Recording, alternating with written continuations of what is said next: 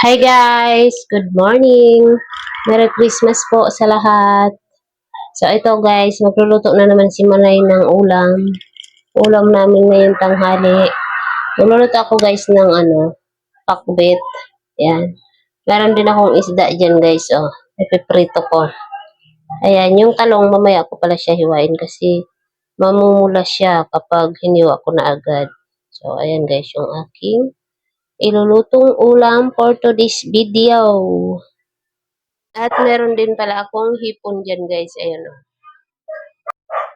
Isa natin ang bawang at sibuyas. Ilagay na rin natin itong kamatis.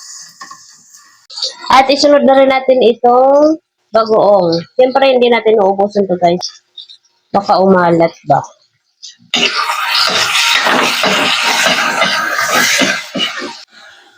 At isunod na rin natin itong hipon.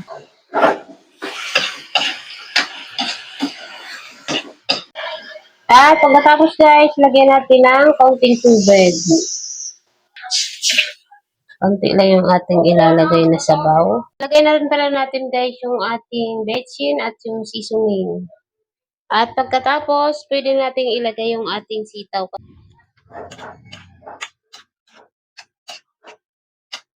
Ano ba naman itong kawali na to? Sasayaw na sasayaw. O ha? So, ngayon guys, ilagay na natin yung okra. Ilagay na rin natin yung kalabasa. Yan. Pagsamasamahin na natin yung dyan guys. At ilagay na rin natin itong talong. Haluin natin. Hintayin na lang natin siya guys na maluto. At kapag luto na siyang konti, ilagay na natin yung ampalaya. Yung ampalaya kasi guys, di natin pwedeng ilagay agad kasi papait yung ating pakbit. So ngayon guys, ilagay na natin yung ampalaya. Luto na siya. Hintayin natin yung maluto guys. So ngayon guys, haluin na natin ito. So ngayon guys, takpan na natin yan. Ito na rin pala guys yung aking pinirito. Ayan.